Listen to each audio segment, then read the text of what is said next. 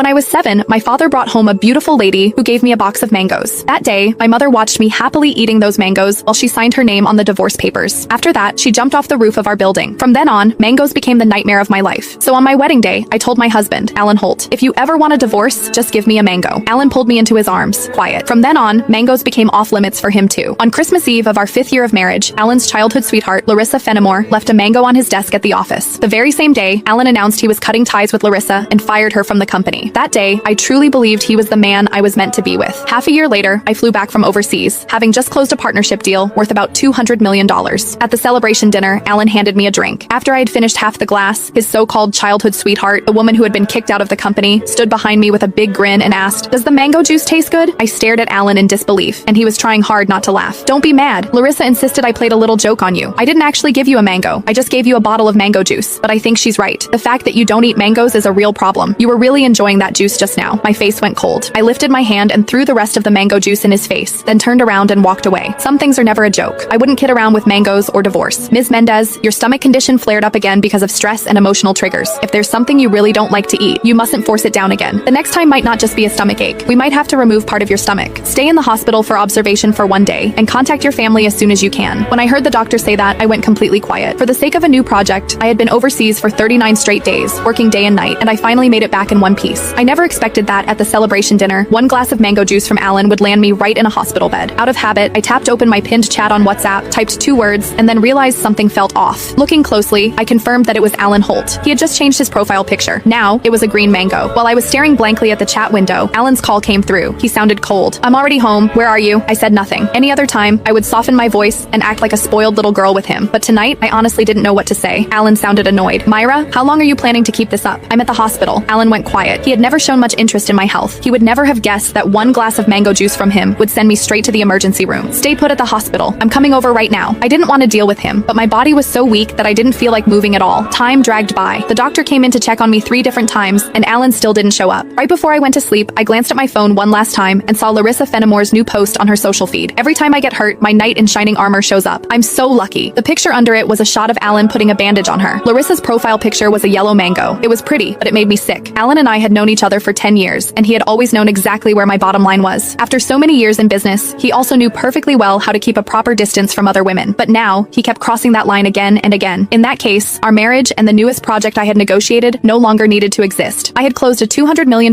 deal in West Arkan that could have changed the company's future, but at that moment, it didn't matter anymore. When I woke up the next morning, Alan hadn't sent a single message or made a single call. I wasn't even angry. After the follow-up check confirmed I was fine, I went straight home to a 5,300 square foot luxury villa that Alan and I had bought the previous year. 7 years ago, when we graduated, we squeezed into a basement room and shared 1 cup of instant noodles. 5 years ago, when we registered our marriage, we ate at a street food stall and went home with a tiny 4-inch cake. Now, I was alone in a huge empty house, nursing my wounds by myself. I figured I would get used to it eventually. I was reviewing the divorce papers the lawyer sent me when Alan finally came home. With him came a strong wave of rose perfume. It hit me so hard that I blinked in surprise. Alan had extremely sensitive skin and was allergic to most cosmetics. He hated perfume more than anything. Because of that, all these years with him, I never used skincare products. I picked shampoo with the same care people use when choosing a wedding dress. As it turned out, he was only strict with me. When he saw me lying on the couch with my tablet, he froze for a second. Larissa drank a little too much at the celebration dinner last night and fell, so I took her home first. Later, it got really late, and it's far out there, so I grabbed a random hotel nearby and didn't make it to the hospital to pick you up. I nodded, terminated another partnership agreement on my tablet, and casually replied, "Okay, got it." Alan opened his mouth, but he got stuck for a moment. It seemed my reaction wasn't what he expected. After hesitating, he stepped closer and lowered his gaze. "It's Saturday. You shouldn't be working today. I'm planning to take Larissa on a trip to Prisia. Do you want to come with us?" 7 years ago, on my birthday, Alan and I took a $5 photo at a night market. The backdrop was a cheap cardboard cutout of the Parisian Tower. He promised that one day, when we had money, he would take me to Prisia and take the exact same photo in front of the real tower. Later, our homes got bigger and our business thrived, but he got busier. He kept coaxing me gently. "Myra, this is a critical time for the company. As the head of the company, I can't just drop everything and fly overseas whenever I feel like it. You're the most understanding person I know. You get that, right?" And I did. So I stopped bringing up Prisia and threw myself entirely into helping build the company. But the moment Larissa wanted to go, he somehow found the time. I opened the next client email and replied in the same even tone, "3 people traveling together feels crowded. I'm not interested." For some reason, he let out a quiet sigh of relief. "All right, I'm just back to pick something up. You'll have to have lunch by yourself. We'll eat together tonight. And this partnership is key to opening our overseas market. I've already invited the press to a launch event on Monday. Didn't you always want to stand beside me in public? Monday's your chance. Make sure you're ready." After Alan finished talking, he paused again and looked at me seriously. "Don't worry, this time I'll introduce you properly and won't let Larissa stir anything up." I lifted my head and glanced calmly at him. I knew very well this was his attempt attempt to make up for last night. Fine by me. Terminating the West Arkan contract would take a few days of paperwork anyway. Announcing it on the day of the press conference would be perfect. That evening, like always, I arrived early at the restaurant to wait for him. After 7 years together, it had become a habit. While I waited, I got a call from overseas. It was from Joe Mescal, the representative of the other party during the last negotiation. He was also an old friend from college. Joe sounded relaxed as he laughed and asked, "Myra, have you thought about my offer to bring you into Dominex Corp? Holt Enterprise is too small for someone with your talent." This was the third time he had tried to recruit me. The first time was 7 years ago, when I turned down a high-paying job at a foreign firm and joined Alan's tiny company instead, earning only $2,500 a month. And out of that, I still had to pay $1,000 toward the rent for the place Alan and I shared. Joe nearly lost his mind trying to persuade me back then, but nothing he said changed my decision. The second time was just a few days ago at the negotiation table. I had pressured him so hard during the talks that he could barely hold his ground. When it ended, he was half impressed and half nervous as he told me, "Myra, I heard you only make $5,000 a month at Holt Enterprise. Come work for me. Don't let your talent go to waste on people who don't appreciate it." I turned him down with a smile. How could my talent be wasted? It was Alan's company. It was the empire that the two of us had built together over 7 years. And now, here came his third attempt. I only hesitated for 3 seconds. Then, I told the waiter to bring a bottle of red wine and said yes without another thought. "Send me the address. I'll start next Tuesday." Joe froze for 2 seconds, then burst into loud, excited laughter. Afraid I would take it back, he quickly said, "Great," and hung up. I was smiling and about to put my phone down when a notification popped up. It was from Alan. "Change of plans. Larissa couldn't wait, so I'm taking her on the first flight out. Get dinner on your own. I'll bring you a surprise when I'm back." A moment later, Larissa posted something on social media that was only visible to me. "Thanks to my Prince Charming for making my dream come true. I'll buy him a big dinner as a reward tomorrow." The picture showed Larissa holding Alan's hand, the two of them standing under the Parisian Tower. It was the exact same pose as the photo Alan and I took 7 years ago. I stared at the photo for 2 seconds, then calmly opened my chat with Joe. "I'll bring you a gift when I start. Want the West Arkan contract worth $200 million? My phone was silent for a moment. A second later, it started vibrating nonstop. "Yes, yes, yes. You're seriously the best. Yesterday was your birthday, right? The gift I sent should have arrived. Don't forget to pick it up." I froze. Then a small laugh slipped out of my throat and slowly grew louder. Right, yesterday was my birthday. When Alan watched me drink that mango juice, did he remember what day it was? When he was putting a bandage on Larissa's hand while I lay alone in a hospital bed, did he think about getting his wife of 7 years a birthday gift? Probably not. But it didn't matter anymore. We were getting divorced. Who would want a birthday gift from an ex-husband anyway? After I finished my dinner, I didn't rest at all. I threw myself completely into the West Arkan contract. Since I was handing this project over to my new employer, I couldn't afford even the smallest mistake. So for the next 2 days, I practically lived at the office. The lights in my workspace stayed on all night. Everyone at work noticed. In the group chat that didn't include me, they whispered among themselves, "I told you, Ms. Mendez only makes $5,000 a month and depends on Mr. Holt for everything. What right does she have to throw a tantrum? If she weren't relying on her relationship with Mr. Holt, the company wouldn't even need her. It's only doing well because of him." I heard she dragged Mr. Holt down when he first started his company. Otherwise, we would have gone public a long time ago. Without exception, Larissa screenshotted every one of those messages and sent them to me privately, then recorded a voice message, pretending to comfort me. "Hey Myra, being married to someone as capable and powerful as Alan must make you feel insecure. I completely understand, but I should tell you, men don't like older women who only know how to work. They prefer girls like me who are young, pretty, and feminine." Listening to her fake, overly sweet voice, I actually laughed. "Great, I'll have HR fire you tomorrow so you won't have any trouble attracting men."